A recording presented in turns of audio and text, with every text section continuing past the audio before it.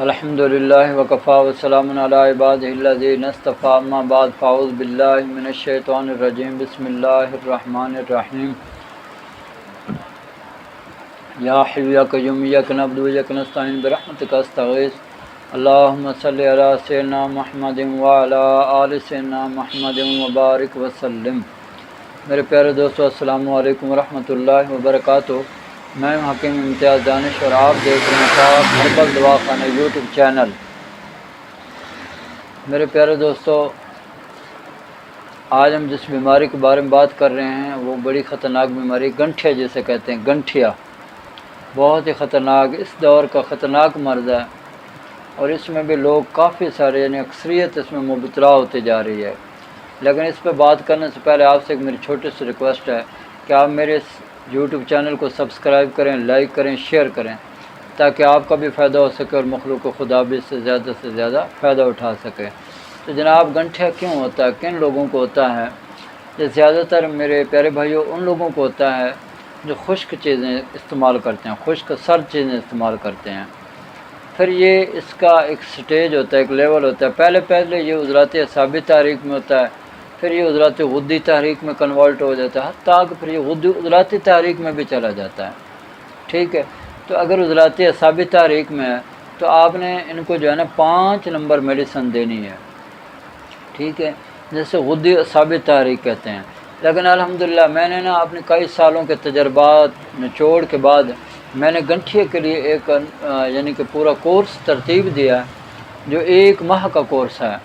وہ 1 ماہ کا کورس آپ استعمال کر لیں، انشاءاللہ تعالیٰ آپ یقین کریں آپ کا جو گنٹھیا ہے وہ ہمیشہ کے لیے سرے سے ختم ہو جائے گا۔ آپ کو گنٹھیا نہیں ہوگا انشاءاللہ تعالیٰ، آپ کا گنٹھیا بالکل ہمیشہ کے لیے ختم ہو جائے گا۔ ٹھیک ہے، تو یہ جو ہے نا اس میں کیا ہوتا ہے، اعضاء ٹیڑھے ہو جاتے ہیں، بعض دفعہ انگلیاں کھنچ جاتی ہیں، ٹیڑھی ہو جاتی ہیں، چھوٹے جوڑوں میں درد ہوتا ہے، اور بازوؤں میں بہت زیادہ درد ہوتا ہے، ہاتھوں میں بہت زیادہ تکلیف ہوتا ہے، انگلیوں میں بہت زیادہ تکلیف ہوتی ہے، بعضوں کے پاؤں کی انگلیوں میں بڑی تکلیف ہو رہی ہوتی ہے۔ تو یہ جو گنٹھیا ہے نا، یہ بندے کو چارپائی پہ بٹھا دیتا ہے، دوسرے لفظوں میں یہ سمجھ لیں آپ، یہ پھر بندے کو ہلنے نہیں دیتا۔ تو یہ خطرناک مرض ہے، اور پھر اوپر سے جو ہے جو علاج کرنے والے لوگ ہوتے ہیں وہ ماشاءاللہ پتہ ہوتا نہیں ہے کہ یہ کس تاریخ کا مرض ہے اور کون سی مزاج کے جو ہے ان کو دوائی دینی ہے، کس تاریخ کی دوائی دینی ہے، کون سی ان کو غذا دینی ہے، کوئی پتہ نہیں ہوتا۔ ہاں بس یہ کھٹی چیزیں نہ کھائیں، فلاں کریں، یہ کریں، وہ کریں، اس طرح کی باتیں کر کے مریض کو بس وہ چھوڑ دیتے ہیں۔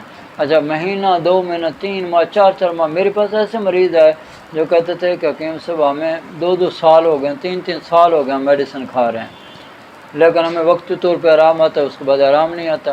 یہ جو وقتی طور پہ آرام آتا ہے نا اور مکمل آرام نہیں آتا، تو سمجھو یہ حکیم آپ سے کوئی چکر کھیل رہا ہے، آپ کو داؤ لگایا ہوا اس نے، وہ اسٹیرائڈ آپ کو کھلا رہا ہے۔ اسٹیرائڈ کا کام یہی ہوتا ہے، وقتی طور پہ فائدہ دیتا ہے، اس کے بعد پھر مرض واپس لوٹ آتا ہے۔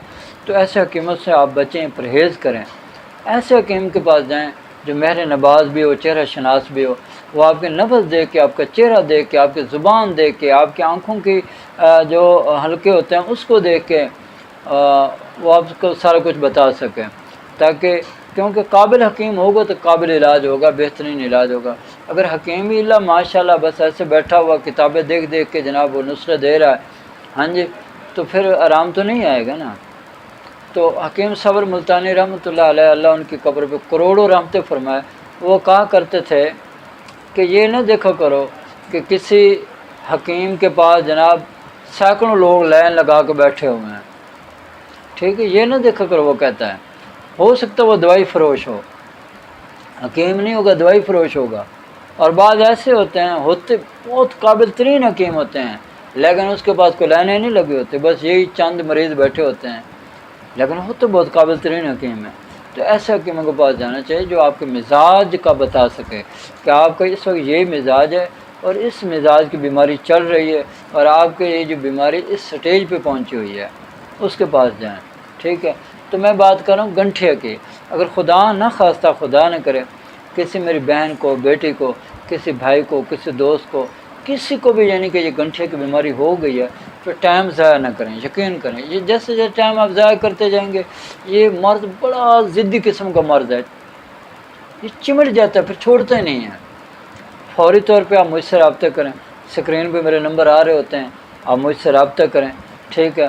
تو 1 ماہ کا کورس آپ منگوائیں، استعمال کریں، انشاءاللہ تعالیٰ آپ کو جو گنٹھی کی بیماری ہے نا وہ آپ کی ہمیشہ کے لیے ختم ہو چکی ہوگی انشاءاللہ تعالیٰ، پھر آپ کو گنٹھیا نہیں ہوگا۔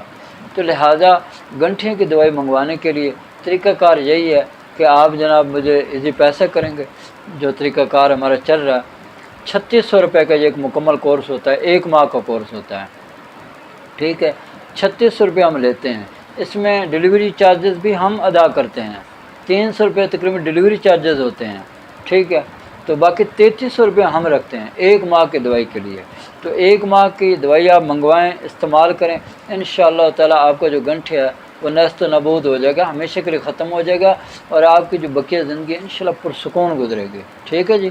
تو اب میری اللہ سے دعا ہے کہ اللہ تعالیٰ مجھے اور آپ کو اور پوری دنیا کے تمام مسلمانوں کو صحت والی، سلامتی والی، عافیت والی، برکتوں والی، کامیابیوں والی، خوشحالی والی، خوشیوں بری، سعادتوں بری زندگی نصیب کرے، آمین۔ وآخر دعوانا ان الحمد للہ رب العالمین، آمین برحمتک یا ارحم الراحمین۔